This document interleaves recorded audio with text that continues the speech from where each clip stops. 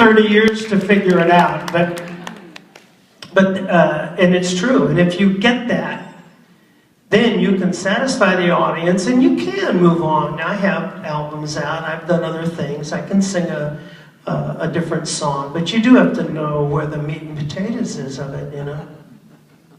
They have a lot of questions for you, but I want to do a follow-up because you mentioned Leonard Nimoy. I don't think there's a person in this room who will argue with me when I say you and the Monkees should be in the Rock and Roll Hall of Fame. Thank you. Hold on. It might be your fault that you're not in the Rock and Roll Hall of Fame. And I'll tell you why. I want to challenge this. How many interviews did you say Leonard Nimoy played Mr. Spock? He wasn't. He was an actor playing, you know. We were actors playing. Could that have taken away?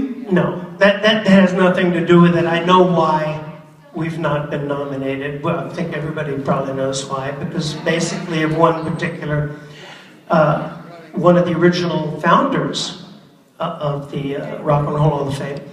And no, it doesn't have to. You know, actors playing actors. The closest thing to what the Monkees was now is Glee, which is a show about a glee club in an imaginary school. And we lived in an imaginary beach house. But like Glee, we could all do it. We could sing and dance and play, and they can. They go on the road and they tour, but you know, are they a real glee club or not? I mean, it gets to be fantasy and reality. No, the reason is because the Monkees came out of a very different place in that zeitgeist back then. And there are some, and there were some, and still are, who just didn't get it. They didn't get the fantasy. You know, the closest movie that's ever been made is Galaxy Quest. You've seen Galaxy Quest? Well, when I saw that movie, I was like, oh my God, that's the Monkees. You know, the cast of a TV show, and then the aliens say, we want you to come and save our universe. And our fans said, we want you to come and play and sing and save our universe. And we did. You know, the thing about the Rock and Roll Hall of Fame, it's a wonderful organization, and I've done actually quite a bit of work, charity work for the foundation. It's a wonderful organization, but it's a private organization. It is like a golf club or something. These three gentlemen originally said, we want to start a private club. We're going to call it the Rock and Roll Hall of Fame, and we're going to let in who we want. And like a golf club, they have every right to do that. You know, it's not a democratic popular vote or record sales or every person in the record and music industry voting. No, it's a private club. And they have the right to let in who they want or not. And whether it be the Monkees or yourself as a solo artist, you should be in it. This is the greatest rock and roll pop voice. McCartney might be close, but Fred Dolenz, we want to have the people ask you questions. Raise your hand, he will come to you. Our first question, yes. Hello, Mickey. It's lovely to meet you. I wanted to ask a question, having come from the UK. It was lovely that you did the concert last year, but is there any plans to come and do it in the UK? Yeah. Well, there's always plans. Make me an offer.